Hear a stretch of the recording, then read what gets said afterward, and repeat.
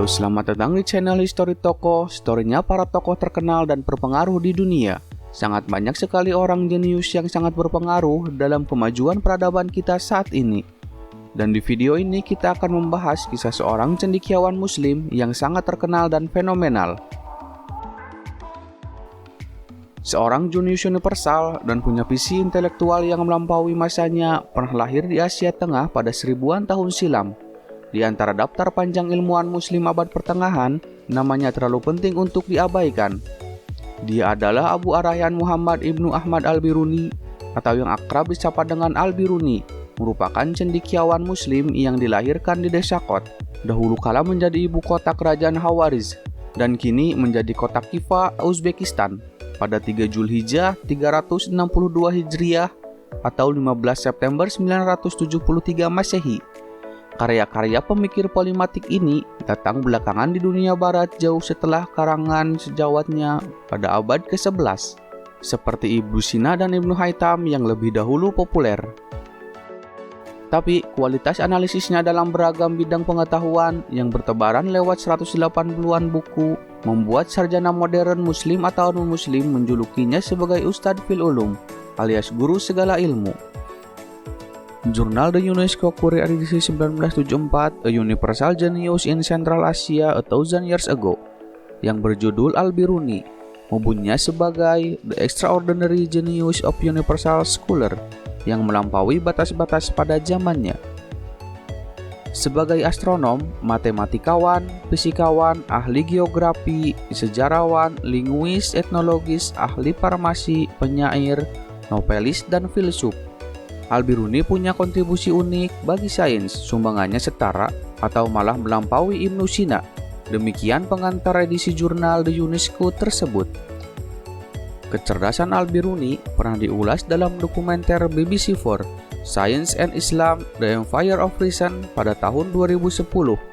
Fisikawan Inggris kelahiran Irak yang bernama Jim Al-Khalili menjelaskan cara unik Al-Biruni memakai matematika dan astronomi untuk mengukur keliling bumi.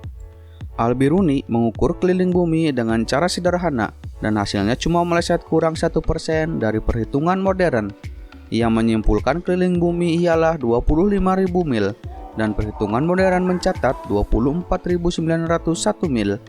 Para astronom bawahan Khalifah Al-Ma'mun 1,5 abad sebelumnya masih mengekor ilmuwan Yunani dan menghitung keliling bumi yaitu 24.000 mil. Yang artinya kurang 4% dari perhitungan modern. Al-Biruni hanya perlu sejumlah langkah saat menghitung keliling bumi. Mulanya, dia mencari bukit di tepi laut, lalu dengan astrolabe ia mengukur sudut ketinggian bukit dari 2 titik permukaan air laut. Setelahnya, ia menuju puncak bukit dengan astrolabe. Ia mengukur sudut ketinggian garis pandang di bawah horizon yang tampak dari puncak bukit. Ia menyadari bahwa titik puncak bukit dan ufuk bisa dibayangkan terhubung dengan titik tengah bumi sehingga membentuk segitiga siku-siku raksasa. Maka berlakulah hukum sinus. Al-Biruni lalu menghitung hasil pengukuran itu lewat persamaan gabungan trigonometri dan aljabar untuk menemukan rumus penentuan jari-jari dan keliling bumi.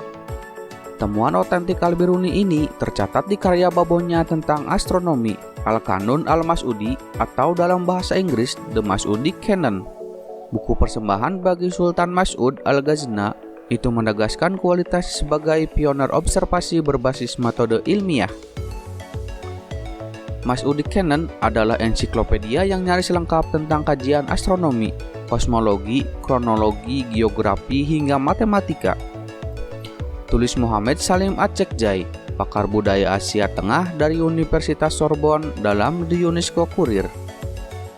Orientalis Prancis Jacques Boilot pada terbitan yang sama mencatat bahwa kitab Al-Kanun sebenarnya memuat sedikit di antara analisis Al-Biruni yang keseleo sebab percaya geosentrisme.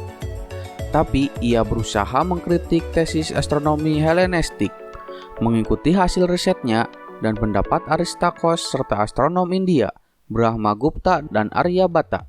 Menurut Al-Biruni, sejumlah fakta astronomi mengindikasikan heliosentrisme, yakni bumi mengitari matahari bisa jadi benar. Hanya karena tak punya alat sejenis teleskop, Al-Biruni urung membenarkannya. Al-Biruni sudah cemerlang sedari belia pada usia 27 tahun. Ia merampungkan buku besar Al-Attar Al-Baqiyah An Al-Qarun Al-Qaliyah, Kronologi Bangsa-Bangsa Kuno.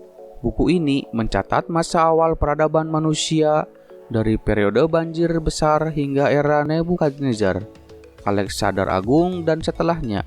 Kitab Al-Attar memaparkan rincian sejarah politik, pengetahuan, kiprah para penguasa, budaya, dan sistem hukum pada masa itu disertai ilustrasi peristiwa.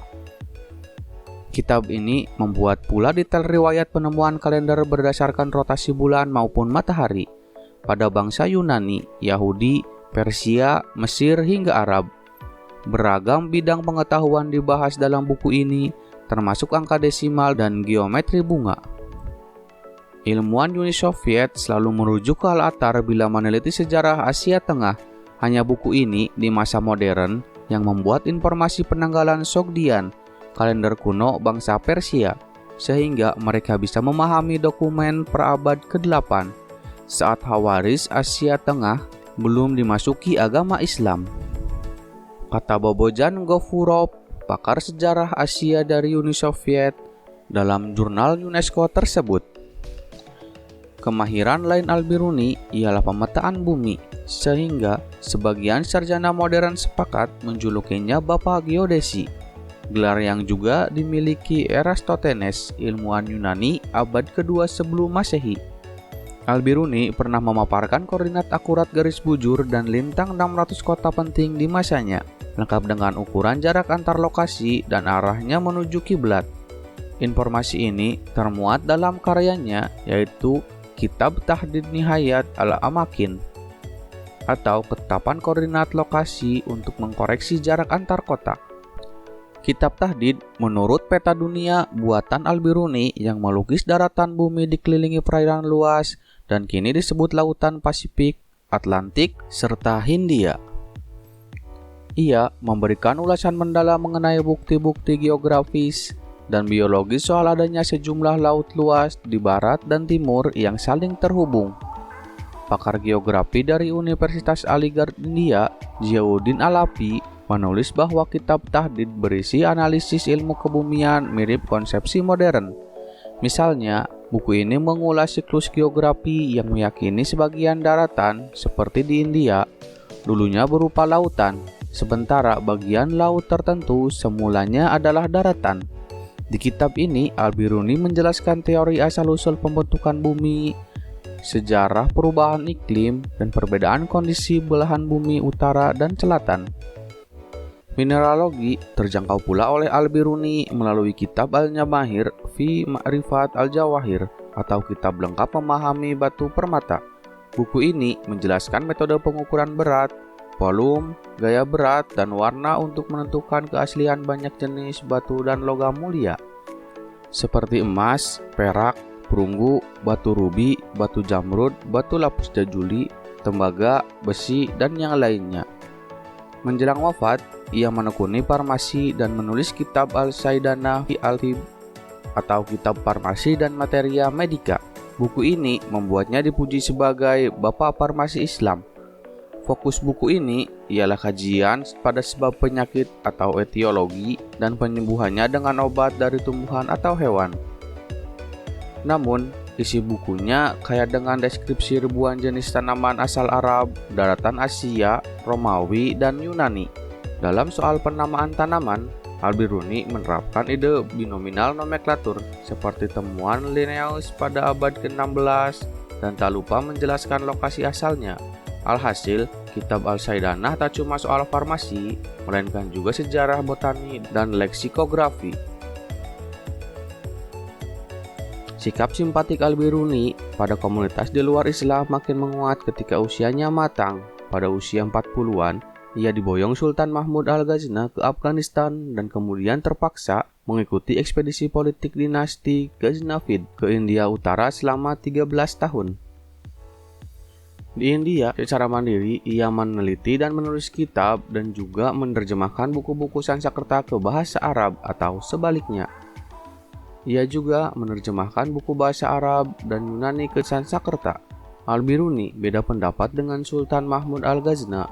Ia menganggap masyarakat India bukan kafir penyembah berhala, melainkan pengikut bentuk lain monoteisme. Di tanah pemuja dewa-dewa Hindu, Al-Biruni mempraktikkan toleransi total sekaligus aktif mendorong dialog kebudayaan. Saat menulis kitab Al-Hind, ia sengaja melenyapkan deskripsi yang bisa membuat pembaca muslim mengolok-olok kepercayaan orang India. Al-Biruni mengingatkan pembacanya bahwa perbedaan bahasa dan konteks mudah memunculkan salah paham terkait teologi. Dia tak lelah meminimalisir informasi soal perbedaan antar Islam dan Hindu agar memudahkan perjumpaan pembaca muslim dengan mereka yang lian atau India.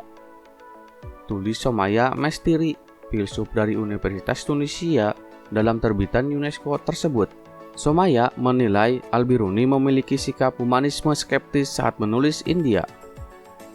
Kitab Al-Hind yang membuat Al-Biruni masyhur sebagai bapak antropologi dan sang pemula dalam studi perbandingan agama serta Indologi, bisa jadi adalah warisan terpentingnya.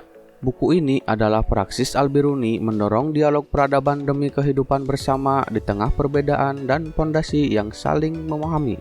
Dalam kalimat pembukaan kitab Al-Hind, Al-Biruni menegaskan buku ini tak membahas polemik. Saya menjelaskan India sebagaimana adanya. Saya malah akan menunjukkan keterkaitan India dengan Yunani, juga keterkaitannya dengan gagasan sebagian sufi dan sejumlah pengikut Kristen, terutama pada konsep perpindahan jiwa dan panteisme, teori kesatuan Tuhan dengan ciptaannya. Al-Biruni mengkaji konsep ketuhanan orang India dengan membedakan gagasan mereka di ranah filsafat dan ritus. Ia menulis kaum terpelajar di India menjelaskan Tuhan seperti sebuah titik tunggal. Artinya tak memiliki satupun sifat manusiawi. Ini sulit dicerna orang awam di India sehingga mereka mengikuti konsep itu tapi dengan gambaran lebih ekspresif.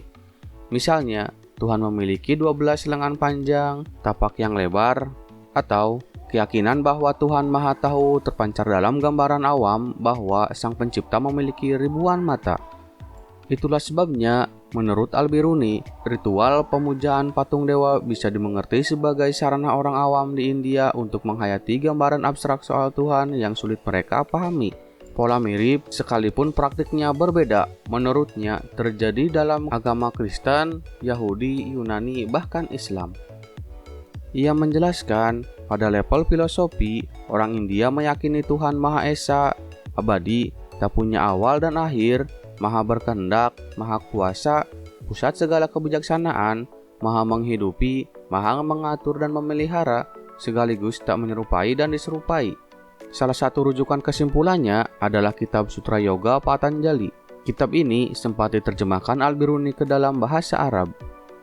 Kitab Patanjali menulis, seorang murid bertanya, siapa yang patut disembah dan dipercaya bisa memberikan keberkatan? Sang guru menjawab, dialah yang abadi dan berbeda, yang tak butuh apapun dari manusia, yang berkuasa membalas kebaikan dan memberikan kebahagiaan yang diharapkan, serta memberikan kesusahan yang ditakuti manusia. Dia tak terjangkau oleh pikiran manusia yang maha tinggi dan sama sekali tidak menyerupai apapun. Dia kekal dan abadi, tulis Al-Biruni. Sebagian muslim masa sekarang mungkin mudah menuduh Al-Biruni sebagai pluralis dan liberal. Tapi, jangan salah, hampir tak ada catatan hujatan dari teolog Islam abad pertengahan kepada Al-Biruni sebagaimana menimpa banyak filsuf muslim yang lainnya. Ia muslim Sunni yang meyakini bahwa dunia diciptakan oleh Tuhan dari semula yang tidak ada menjadi ada, dan menolak premis filsafat peripatetik. Al-Biruni meyakini dunia jadi manifestasi kekuasaan Tuhan dan tak terbantahkan oleh argumen manusia manapun. Tuhan adalah Sang Pencipta yang menguasai segala hal dan mengetahui seluruh misteri. Tulis Syed Hossein Nasr dalam An Introduction to Islamic Cosmological. Salah satunya, ia menolak premis keabadian alam semesta, yang artinya tidak mengada karena diciptakan Tuhan, sebab melanggar prinsip kebaruan alam. Pendapat itu didukung hasil risetnya yang menyimpulkan pembentukan permukaan bumi melewati serangkaian siklus geologi dan paleontologi. Al-Biruni membangun teori kosmologi versinya sendiri, tak mengikuti tiga aliran besar filsafat Islam, peripatetik, iluminasi, dan kalam. Sebagian kesimpulannya sama dengan teolog Islam abad pertengahan mengenai penciptaan Tuhan dan cenderung anti-Aristotelian. Sekalipun demikian, ia bukan seorang dogmatis yang memungut pengetahuan dari satu sumber saja. Ambil contoh, hipotesanya mengenai siklus zaman yang menyerupai teori evolusi disinyalir hasil kombinasi risetnya soal alam, kisah para nabi dalam Al-Quran, dan cerita dalam kitab-kitab kuno di India. Itulah kisah sederhana seorang Al-Biruni. Tidak banyak dari zaman dahulu sampai sekarang seorang ilmuwan yang memiliki kemampuan seperti dia. Masih banyak sekali tokoh menarik yang patut kita bahas. Nantikan video yang lainnya dari channel ini. Semoga dapat memberikan hiburan dan manfaat untuk kalian semua. Jika kalian suka dengan pembahasan seperti ini, silakan like, komen, dan subscribe. Terima kasih sudah menonton.